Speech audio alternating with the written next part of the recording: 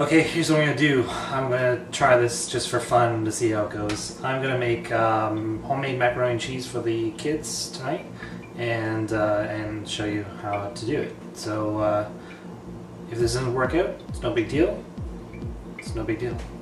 I'll try again. So I'm gonna make some breadcrumbs first, and then basically have to just get the cheese together and a few other ingredients. Bakes for a little bit, and it's pretty easy, pretty done. So just bear with me while I make my breadcrumbs.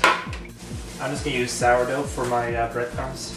All you do is just basically cut up a couple pieces, put it in the food processor, zip it a couple times, and you're off. There's my breadcrumbs done. I like mine a little more coarse because it makes, when you toast it on top of something, it makes it really nice and crispy, and I just like the coarse texture. Breadcrumbs. Okay, so what do we need? We need butter, a stick of butter, garlic, some chicken broth, dry mustard, flour, whole milk or homo milk, and cheese, of course. So those are the ingredients. So what I'm going to do is I'm going to heat the oven to 400 degrees and let that warm up. So I'm going to melt a couple of tablespoons, 2 tablespoons of the butter, and mix it in with my fresh breadcrumbs. Helps them toast once we actually put it in the oven. It's pretty cool. So I'm just going to put the melted butter in with my breadcrumbs.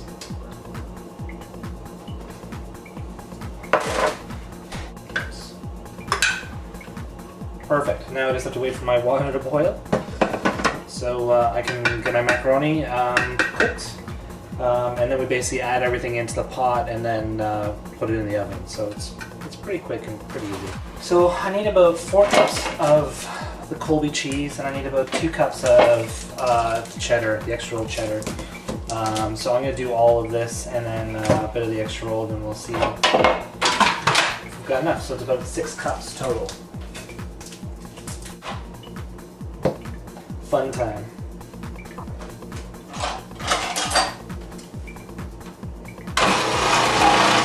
It's not quite 4 cups, that's probably about 3 cups or so. I think what I'll do is I'll just do about the same amount of the extra rolled cheddar. Okay, so there's my cheese. That's all done. Lots of cheese there for the macaroni and cheese. Obviously, this makes about enough for 6 to 8 people. So lots for leftovers for lunches. Still waiting for my water, so we'll just wait for that to boil, and then we'll put the macaroni in. We'll be off to the races.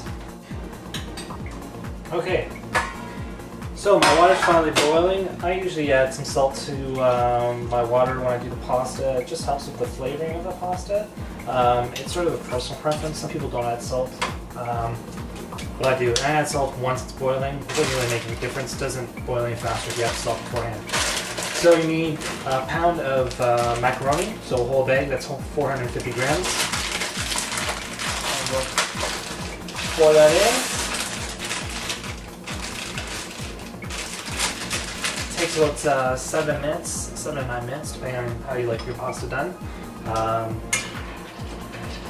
So now we just have to let this cook. Also, what I like to do is kind of get some stuff prepped that I need to get prepped. If I have to get prepped to make the meal, then I get stuff prepped. If I can start to make part of the meal and prep some other stuff while other stuff is cooking, then I do that. So in this case, what I'm doing is cooking my pasta and getting everything else prepped. So all I have to do is just start dumping in once it's all, once the pasta's done. So it's really up to you in terms of what you're making. Sometimes it's easy just to prep everything, cut everything, get it all measured out, and then when you start to make, you can just make. So it's a personal preference, and again, depending on what you're making, you may find it's easier to do it like I'm doing. Start cooking, prep other stuff, so once you're done, you can just dump everything else in. So my pastas should be done. Just gonna taste it. Oh, hot. Okay. So I'm just going to drain this. So I'm going to take the rest of my butter. I've got 6 tablespoons here. Seems like a lot. It is a lot, but again, I'm making a full batch here, so I'm just letting this melt down. Please, camera, don't fall on my butter. And then once that's completely melted, then I can start to add some of the other ingredients. So you'll see. So once the butter's melted down, I'm going to add in my teaspoon of dried mustard with a teaspoon of water. Mix that in with about a quarter teaspoon of cayenne pepper and also some minced garlic. So I just put it all together and I'm just going to put it right into the pot. And once that's added in, I basically add my 6 tablespoons of flour. Basically what we're doing here is creating a thickener. So once we add the other ingredients, the stock and the milk, it basically thickens the whole thing up so it's not like really liquidy. That's what the flour does. It's just you just basically create a thickener. Okay. So now I'm going to add my broth in my milk. I'm just going to whisk that in. So I'm going to whisk in my milk first. That's 3.5 cups of the whole milk, or the whole milk, same thing. So we whisk it and just break up all the chunks of the flour and the other mixture that's in there. Just keep it all nice and not chunky. We don't want chunky. And then the broth, the chicken broth, I add a cup and 3/4.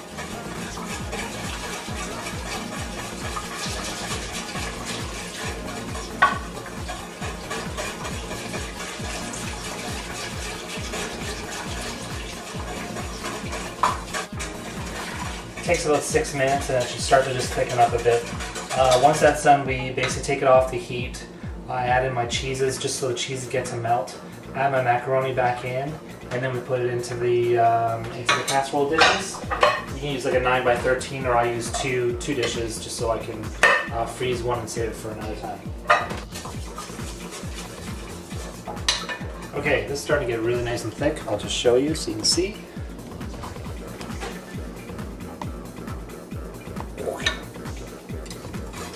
So you can see how it just gets nice and sort of thick and velvety. That's basically what happens once you mix the milk and the broth in with the flour and the other things that I mixed in earlier. Okay, so like I said, once this is done, I'm going to add the cheeses in off the heat.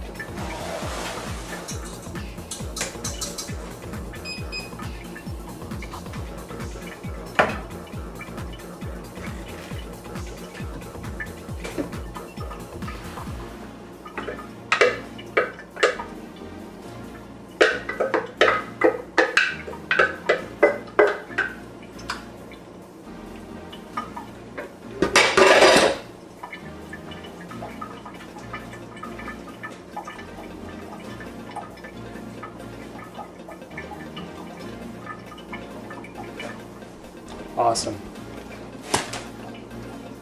See, the cheeses are all mixed in there very nicely. And then we add the pasta.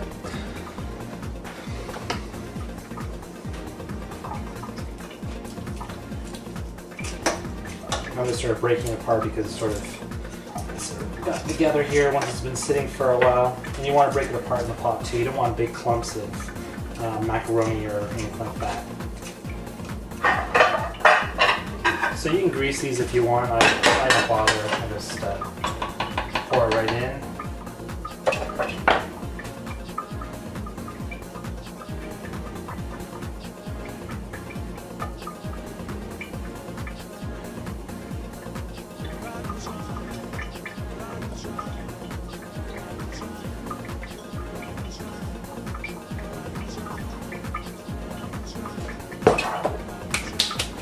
One last look. With the breadcrumbs on them, macaroni and cheese. I'm going to put it in the oven for 25 minutes, and then when it comes out, I'll let you have a look. But then I'm going to eat. Okay. Done. We take it out of the oven.